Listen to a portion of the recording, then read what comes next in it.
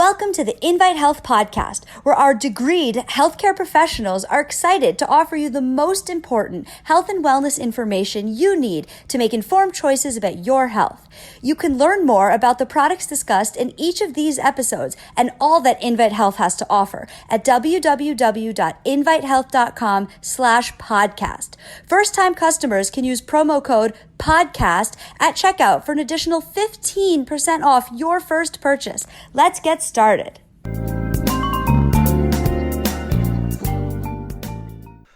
There's mounting evidence that simply taking a well-formed multiple vitamin and mineral supplement throughout the winter can help you get through with a lower likelihood of getting really sick with a virus. And this is really, truly important during the time of COVID-19, the pandemic, and the flu is coming up. So we're going to discuss some of the research on multiple vitamins and staying healthy over the winter. So welcome to our multivitamin and immunity episode. My name is Jerry Hickey. I'm a nutritional pharmacist. I'm also the senior scientific officer over here at Invite Health. Now, there's a recent report from England. Researchers from a number of academic research institutions, mostly based in London, wanted to see if certain vitamins help protect you from respiratory tract infections, like influenza or COVID-19. So they looked at vitamin A, vitamin E, vitamin D, and vitamin C specifically. Now, because the European Union said that these vitamins aid the normal functioning of the immune system, and the American Nutrition Association feels that these vitamins help fight off respiratory tract infections. So the research team, they published their findings in BMJ Nutrition, Prevention and Health. BMJ stands for British Medical Journal. They looked at data from a large segment of people living throughout the UK, Scotland, Wales, England. And they found the following. They looked at their vitamin C intake, their vitamin D intake, their vitamin A intake, and their vitamin E intake. They looked at how much they had in their food. They looked at if they took supplements. Here's what they found. They couldn't look at vitamin C because the people who wound up with respiratory tract infections were not taking vitamin C supplements. So that's off the board. Even though there's a lot of data that vitamin C does help protect you from acute respiratory distress syndrome, which is basically what happens with the COVID-19 infection. Acute respiratory distress syndrome is when the virus triggers severe inflammation in your lungs and the lining of your lungs fill with fluid. We call that edema, and you can't breathe. You have dyspnea, and these are the people that wind up in ICUs generally, and they wind up on oxygen or they get intubated to help them breathe. They're on a respirator. So there's a lot of data on vitamin C. In fact, I just did 2 episodes on vitamin C for the immune system and for upper respiratory tract and lower respiratory tract infections. You might want to listen to those. So what about vitamin A? What about vitamin E? They found from diet and supplements, both vitamin A and vitamin E are connected with a lower prevalence of respiratory tract infections in United Kingdom adults, because it was done in the UK. What about vitamin D? Now, this is going to be interesting. Vitamin D from food had no effect on protecting the lungs and the respiratory tract. But vitamin D from supplements was associated with fewer respiratory tract infections, fewer respiratory tract complaints. So this is very interesting data. And if you get a good multivitamin, you'll get beta-carotene, the precursor to vitamin A, but make sure it's natural beta-carotene.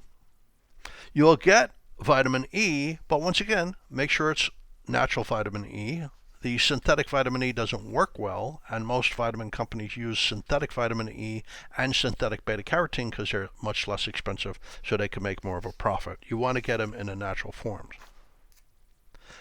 You want at least 400 units of vitamin D, and make sure it's vitamin D3, which is more active than the other form, which is vitamin D2.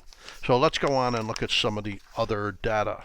These are researchers over here on the West Coast. They're researchers at Oregon State University. They performed a very small but extremely interesting study in adults aged 55 to 75. It was a 3-month-long study. They found that compared to people who did not take a multivitamin supplement, older adults who took the multivitamin mineral supplement daily They're sicker for a shorter period of time with less severe symptoms. Now, the researchers from Oregon State University, they hypothesized that the daily multivitamin and mineral contains micronutrients essential for your immune system, which I agree with them wholeheartedly, because they're pointing specifically at vitamin C, vitamin D, and zinc. And these could improve your immune cell function as you grow older. This is in the journal Nutrients. Now, what they're finding is that older people frequently are undernourished with key nutrients. They're missing 1, 2, 3, 4, 5. It doesn't matter how many they're missing. Well, the more you're missing, the worse it is, so I shouldn't say it like that. It matters if you're even missing one of them, because nutrients don't work independently. They work in a cycle. So when you're missing one nutrient, one key nutrient, that affects many things. For instance, we look at survival proteins and longevity proteins. So let me tell you what that's all about. Minerals like selenium and zinc and vitamins like vitamin D allow the body to make a lot of proteins. Now, most people, when they think of protein, they think of eating a steak or fish or having some whey protein powder. We're talking about something else. We're talking about the tens of thousands of tiny proteins the body makes, such as enzymes, that make the body function. And we look at survival proteins versus longevity proteins. If you have enough nourishment with key vitamins and minerals, you're prompting longevity proteins to function. And these things help you live longer and stay healthier for a longer time. We talk about lifespan, how long you live, and health span, how long you stay healthy. They're both important. You want to live to 90 and be healthy the whole time.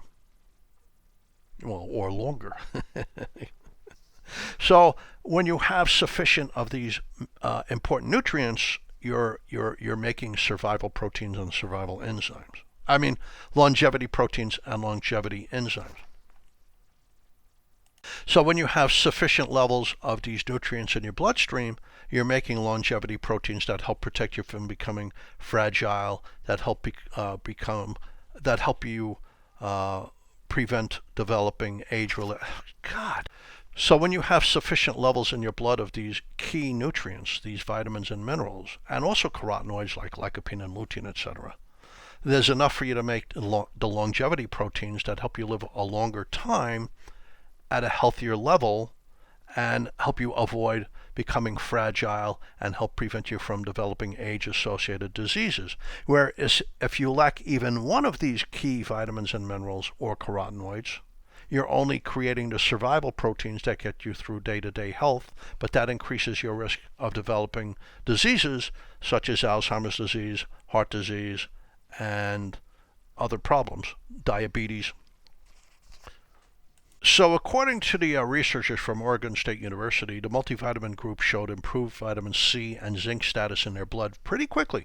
But most intriguingly, if they got sick, the symptoms were a lot milder. They were less severe, and it went away a lot faster. Listen to this. It's a huge difference. It's a significant difference. The people on the multivitamin, if they got sick, the symptoms lasted less than 3 days. The symptoms lasted 2 days, 2.5 days, compared to those not on the multivitamin whose symptoms lasted longer than 6 days.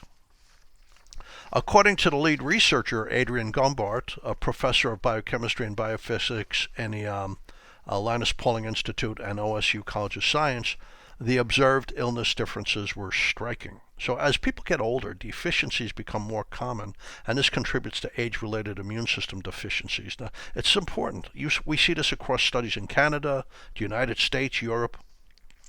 More than a third of older adults are deficient in at least one of these nutrients, often more than one.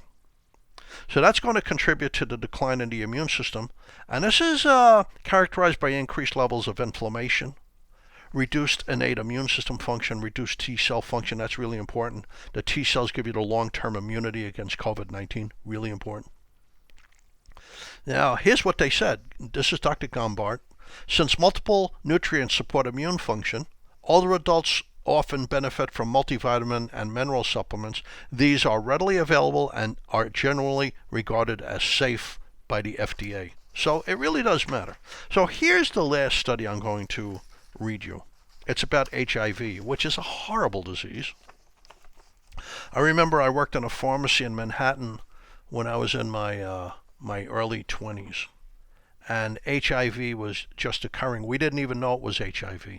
People were coming into our pharmacy because we dealt with a lot of immunologists in those days, and people were being sent to our pharmacy for medications, and the doctors couldn't figure out what's going on. We know these people are sick. We know they have a virus. We don't know what it is. And not too long after that, they found out it was HIV. It was a very sad thing. It progressed through the whole population, through layers of the population, which was horribly interesting. For instance, first you might see the HIV in men who went down Greenwich Village and associated together in many different ways. But then after that, you might see it going through waves of different occupations. Like I saw it going into people who worked in like the bar and the discotheque industry and the nightclub industry, and then I saw it going through waves of people who worked in the movie and TV industry because they all know each other, and then I saw it going through the music industry. You know, people in rock and roll, etc. So it was horribly interesting how it was going through waves of the population in those days. But that's another story. That's another episode. This is about people with HIV, but they weren't yet given the antiretroviral drug therapy. They give people with HIV a number of virus-inhibiting drugs, and this helps prevent them from progressing into full-blown AIDS. And it's in JAMA, Journal of the American Medical Association, and it's from Florida International University. Long-term supplementation with multivitamins plus selenium, which is one of the minerals you find in a multivitamin, may help delay the progression of human immunodeficiency virus in people with early stages of the disease who are not yet eligible to receive antiretroviral therapy. This is a recent randomized controlled human clinical trial. The findings published in JAMA, Journal of the American Medical Association, randomly assigned early-stage HIV-infected patients who had not received antiretroviral therapy, in other words, the drugs to fight the virus yet. They got a combination of B vitamins and minerals, or a placebo, and of course there was a good amount of selenium in there. And over 24 months, supplementation with the supplement containing the multivitamins with selenium was both safe and significantly reduced the risk of immune decline and morbidity. Morbidity means developing all the associated things that come with a poor immune system. And it revealed, this is according to the research team led by Dr. Mariana Baum from Florida International University. So she went on to say micronutrient supplementation may be effective when started in the early stages of HIV disease. Now, if it could help prevent immune decline over a 2-year period in people with HIV, I mean, what can it do for you and me? So my recommendation, get a well-made multivitamin. Make sure the beta-carotene is natural, otherwise it's not going to work. It's not going to really create your vitamin A and help protect you from infections. Vitamin A is important for the immune system. Get a natural vitamin E, or it's not well accepted by the human body. You're not going to raise your serum levels enough to really help support your immune system and your respiratory tract. Make sure it's the vitamin D3 form, not D2. D2 is not as active as D3 according to a bundle of studies. And beyond that, make sure they don't use titanium dioxide. I tell people about this all the time. Sometimes when there's liquid-filled capsules, which can happen with a multivitamin, they want to make it look nicer and protect the ingredients. So one way they do it is by coating the capsule with titanium dioxide. That's not good. Titanium dioxide is a heavy metal, and when you ingest it, it's been shown to irritate the lining of the intestines, and you could develop leaky bowel syndrome, which is not a good thing. I'll do an episode on that soon. But it also seems to get into the pancreas and damage the beta cells that release insulin and can increase your risk of developing diabetes. So make sure if you buy any supplement, it does not have titanium dioxide. Titanium dioxide is the stuff that makes white paint white. Titanium dioxide is the stuff that makes the artificial shaving cream look white. You don't want to ingest it. Any supplement you buy with titanium dioxide, I recommend you return it to the store where you bought it. So get a good multivitamin and take it daily. It'd be even better if you could get some lutein and lycopene in there in natural forms. They're carotenoids that are good for your immune system, your skin, your heart, your brain, your eyes. I mean, it's just a good thing to have in there. And there's some good quality multis. Like, I make sure our multiples have the correct form of beta-carotene that's been used in human clinical trials. It comes from DSM in Holland. The correct form of tocotrienol, version of vitamin E that's so good for the brain and women's breasts and men's prostate. The correct form of natural vitamin E that has all 4 isomers of vitamin E, because that's how it works the best, that it has D3, that we add ingredients like lutein and zeaxanthin and astaxanthin and alpha-carotene, because these are all responsible for health and immunity and a long, healthy life. We spoke about those longevity proteins before. These are the things that ensure that you have longevity proteins. If you have any questions, I'll give you 2 email addresses. I'll give you one that goes to 5 of my nutritionists. We have a whole department of healthcare professionals. We have 2 pharmacist nutritionists. I'm one of them. We have naturopathic doctors, registered dietitians, clinical nutritionists. There's no charge for you to converse with these people. You could go into our stores and meet them. Invite Health, we have retail stores. You could call them on the phone, or you could send them an email to this email address. It goes to 5 of my nutritionists. nutrition@invitehealth.com. nutrition@invitehealth.com. If you have a question for me, here's my email address, jhickey@invitehealth.com. jhickey@invitehealth.com. I receive a ton of emails asking about health, and I do a quick turnaround time. In any event, thank you for tuning in to our podcast at Invite Health, and you can find all of the episodes wherever you listen to your podcasts, wherever you listen to them, or visit invitehealth.com/podcast. Please subscribe. Please leave me a review. I'd like to know how I'm doing. You can follow us on Facebook, Twitter, and Instagram at Invite Health. And I hope to see you another time in the future on another episode of the Invite Health podcast. But I really want to thank you for listening. Thank you so much.